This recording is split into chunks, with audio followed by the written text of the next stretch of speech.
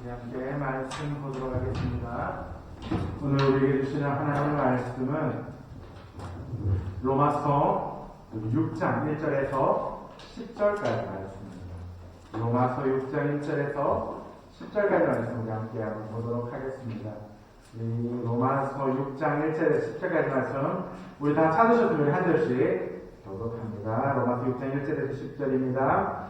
그런데 우리가 무슨 말하리요? 은혜를 더하게 하려고 죄에 거하겠느냐?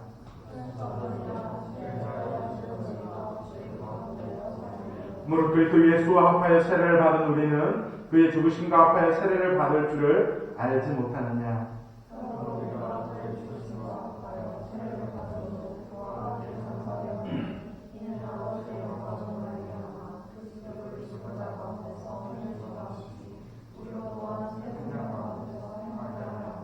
만일 우리가 그의 죽으심과 같은 모양으로 연합한 자가 되었으며 또한 그의 부활과 같은 모양으로 연합한 자도 되리라.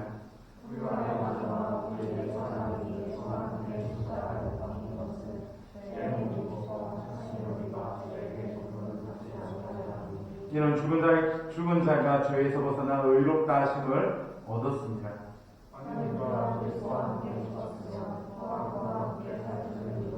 이는 그리스도께서 죽은 자 가운데서 살아나셨음에 다시 죽지 아니하시고 사망이 다시 그를 주장하지 못할 줄을 알미로라. 그가 죽으심은 죄에 대하여 단번에 죽으시며 그가 살아계심은 하나님께 대하여 살아계심이니. 아멘. 예수 그리스도와 함께 죽고 함께 살아나는 성도는 새로운 생명의 삶을 살도록 부름을 받았습니다. 성도는 죄의 종로로 타도록 삶에서 벗어나 거룩한 삶을 살아갈 수 있게 된 것입니다.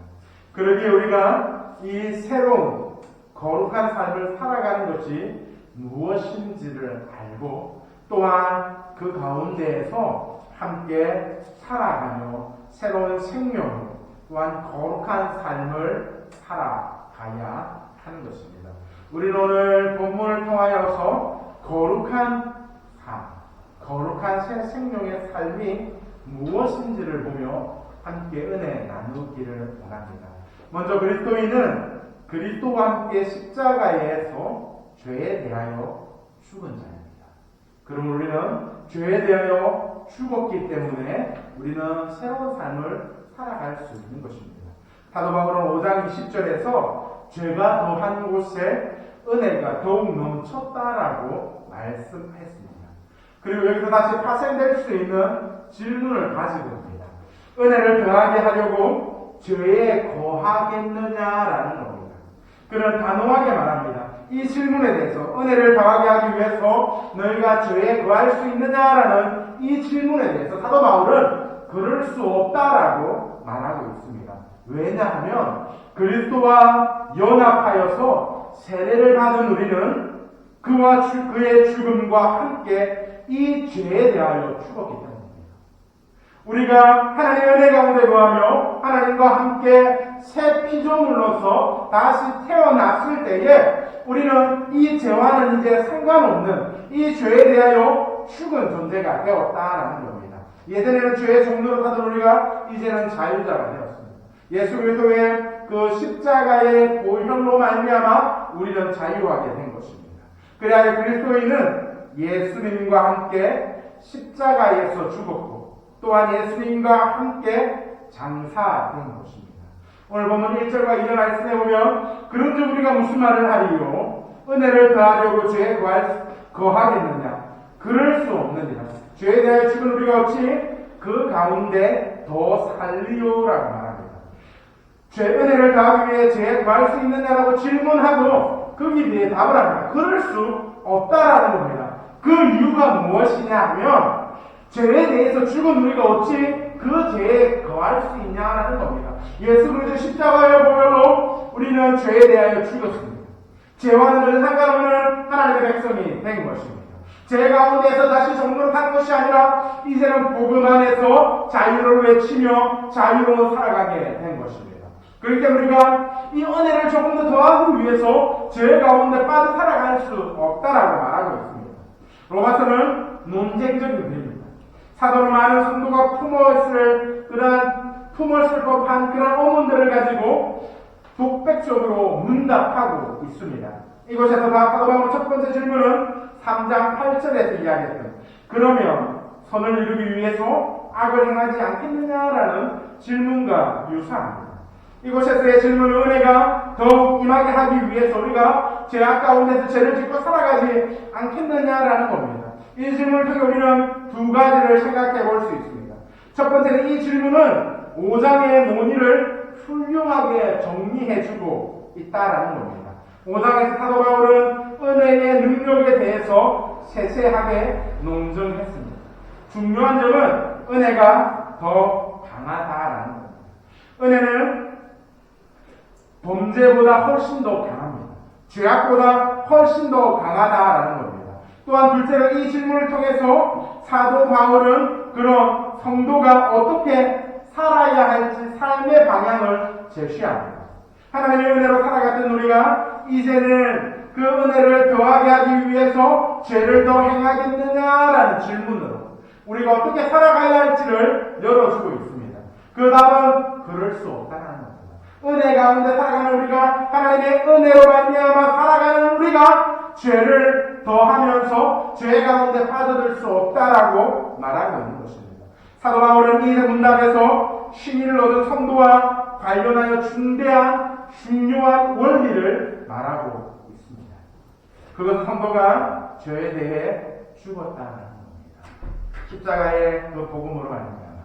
십자가의 예수 그리스도의 십자가의 보혈로 말미암아 우리는 죄에 대하여 죽었습니다. 사도 바울은 이로부터 죄와 관련된 중요한 문제를 풀려고 하고 있습니다. 칭의를 얻은 성도의 많은 고뇌와 고충이 여기에 연결되어 있습니다. 칭의를 얻은 우리가 예수 그리스도를 믿음으로 말미암아 칭의를 얻었으나 여전히 육체 안에 거하고 있는 우리는 불의와 불경건에 여전히 익숙하기 때문입니다. 그러나 하나님의 말씀은 의인으로 간주된 의인으로 인치심을 받은 이들이 불의와 불경건에 머물지 않게 하고 계속해서 의와 경건의 자리로 밀어넣는다라는 겁니다. 그래서 성도가 세상과 갈등하며 살아갑니다. 하나님의 백성인 우리가 하나님의 은혜를 입은 우리가 의롭다라고 인치심을 받은 우리가 이제 하나님의 자녀다운 의로운 하나님의 백성다운 새로운 삶을 살아가야 하는데 여전히 세상 가운데서 실패하고 쓰러지고 넘어지는 삶을 살아갑니다. 그러면서 우리는 좌절합니다. 분명히 하나님의 은혜로 말미암아 우리의 신분이 변화되었는데 분명히 우리는 하나님의 자녀가 되었는데 우리의 삶은 여전히 세상 가운데서 실패하고 넘어지고 쓰러집니다. 무기력하게 죄에 빠져 살아가는 모습들을 발견하게 됩니다. 하지만 성경 우리에게 말합니다. 은혜를 받은 너희가 죄에서 죽은 너희가 죄 가운데 거할 수 없다고 이야기합니다. 우리는 예수님을 믿음으로 말미암아 칭의를 얻음으로 말미암아 우리의 삶이 100% 바뀐 것이 아닙니다. 우리는 주님 오시는 그날까지 늘 한 걸음씩 예수님을 닮은 그 그리스도인의 삶을 만들어 가는 것입니다. 우리에게 참 희망적인 것은 어제의 삶보다 오늘이 조금 더 하나님을 닮아간다는 겁니다. 확실한 것은 오늘보다 내일이 더 그리스도인다운 삶을 살아가게 될 것이다라는 겁니다. 왜냐하면 하나님의 은혜 가운데 거하며 하나님 우리를 인도하시고 성령의 이끄심으로 나아가기 때문입니다. 그리하여 칭의를 얻은 우리 성도들은 하나님의 은혜 가운데서 쓰러지지만 포기하지 않고 계속해서 하나님의 영광을 위하여 나아가게 됩니다. 그리하여 3절과 4절 말씀에 보면 무릇 그리스도 예수와 합하여 세례를 받은 우리는 그의 죽으심과 합하여 세례를 받은 줄을 알지 못하느냐? 그럼 우리가 그의 죽으심과 합하여 세례를 받음으로 그와 함께 장사되었나니 이는 아버지의 영광으로 말미암아 그리스도를 죽은 자 가운데서 살리심과 같이 우리로 또한 새 생명 가운데서 행하게 하려 합니다라고 말씀합니다. 사도 바울은 거듭난 자에게 제가 어떠한 의미를 가지고 있는지를 설명하고 있습니다. 성도는 죄에 대해서 죽은 자들입니다. 갈라디아 말씀을 빌려오자면 이 죽음은 쌍방간의 죽음이다라고 할 수 있습니다. 갈라디아서 6장 14절 말씀에 세상이 나를 대하여 십자가에 못 박히고 내가 또한 세상에 대하여 그러했다라고 말씀합니다. 3절의 사도 바울은 죄에 대해 죽음을 그의 죽으심과 합하여 세례 받음으로 연결하고 있습니다. 세례는 예수 그리스도를 믿고 거듭났다라는 표시로 교회에서 행하는 중요한 성례입니다. 사도 바울이 이 성례가 갖는 중요한 의미를 여기서 말하고 있는 것입니다. 세례는 우리의 죄악이 그리스도로 인하여 씻겼음을 의미할 뿐 아니라 우리가 죄에 대해 죽음을 선포하는 장래의 의미로도 갖고 있다라고 말합니다. 그리스도와 함께 장사되어 죽었다라는 뜻이 바로 이 세례에 내포되어 있는 것입니다. 이처럼 죄에 대해 죽었다라는 말, 이 말은 그리스도께서 죽으심으로 우리의 그 죄된 자아도 함께 죽었다라는 의미를 갖는 것입니다. 그리스도와 함께 장사되어 죄를 범한 육체가 죽은 것입니다. 더 이상 죄가 그리스도인을 지배하지 못합니다. 이것이 우리가 참여한 세례의 의미다라는 겁니다. 즉 세례 속에 그리스도인이 죄에 대해 대항할 수 있는 역동적인 원리가 들어있는 것입니다. 그리스도와 함께 장사된 것의 의미는 죽음에만 한정되지 않습니다. 그 죽음은 예수 그리스도의 부활에 동참하는 새 삶도 포함되었습니다. 여기서 기록한 새 생명은 원문상 보면 생명의 새로움이라는 의미를 가지고 있습니다. 거듭난 자의 삶, 그 삶은 죄를 위한 삶이 아니라 생명을 위한 새로운 삶인 것입니다. 죄의 종로로 타듯 몸이 십자가에 죽어서 죄로부터 해방된 것입니다. 이것은 그리스도인이 거듭난 후에 죄를 결코 지을 수 없다라는 뜻이 아닙니다. 구원받은 성도에게도 죄를 지을 수 있는 가능성은 얼마든지 열려 있습니다. 우리는 늘 실패합니다.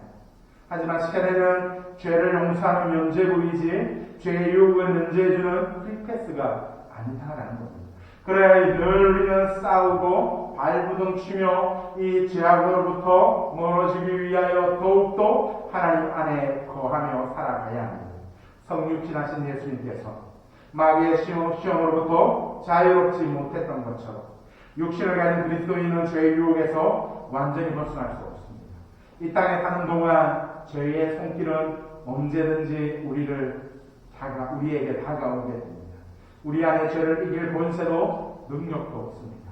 하지만 하나님 예수 그리스도를 통하여 베풀어 주시는 그 성령의 은혜는 하나님이 임재하심만이, 하나님이 함께 하심만이 이 죄의 유혹으로부터 우리를 지켜주는 것입니다. 그러기에 우리는 성령의 충만함을 받고 하나님이 함께 하심을 구하며 이 성령 안에서 함께 나아가야 합니다. 이 보혈의 능력, 보혈의 이 능력, 십자가에서 죽으신 예수 그리스도와 연합한 자에게만 주어지는 것입니다. 이 죄의 권세 안에 있던 옛 사람이 그리스도와 함께 십자가에 못 박힐 때에 우리는 더 이상 죄에 대하여 죄에 대해서 대항하면서 살아가게 되는 것입니다.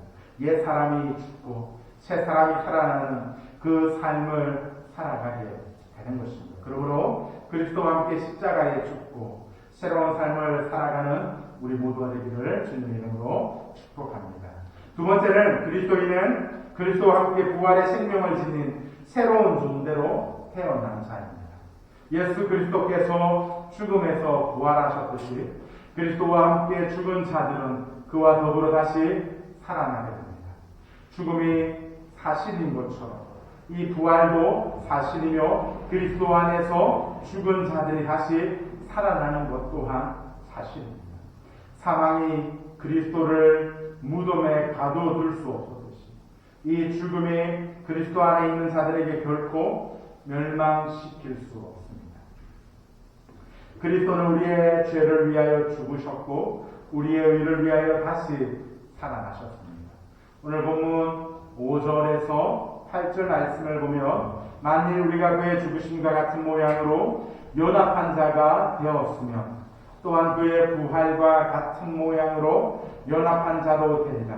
우리가 알거니와 우리의 옛 사람이 예수와 함께 십자가에 못 박힌 것은 죄의 몸이 죽어 다시는 우리가 죄에게 종노릇하지 아니하려 함이니 이는 죽은 자가 죄에서 벗어나 의롭다 하심을 얻었습니다. 만일 우리 그리스도와 함께 죽었으면 또한 그와 함께 살 줄을 믿노라라고 말씀합니다. 함께 죽는 것도 중요하지만 함께 살아나는 것 또한 더욱 중요합니다. 사실 많은 교회가 놓치고 있는 것이 바로 이 그리스도와 함께 사는 부활의 삶인 겁니다. 사도 바울의 믿음을 이 부활신앙에까지 연결하고 있습니다. 그리스도와 함께 죽었다라는 사실에 대한 믿음, 부활신앙에 대한 믿음 또한 내포하고 있습니다. 그리스도인은 자신이 죄에 대해서 죽었고 의의 새로운 삶에 대해서는 살아났음을 믿는 자들입니다. 부활하신 그리스도와 연합한 성도는 우리는 이전처럼 죄의 지배를 받지 않고 영생을 지닌 채 살아갈 수 있습니다.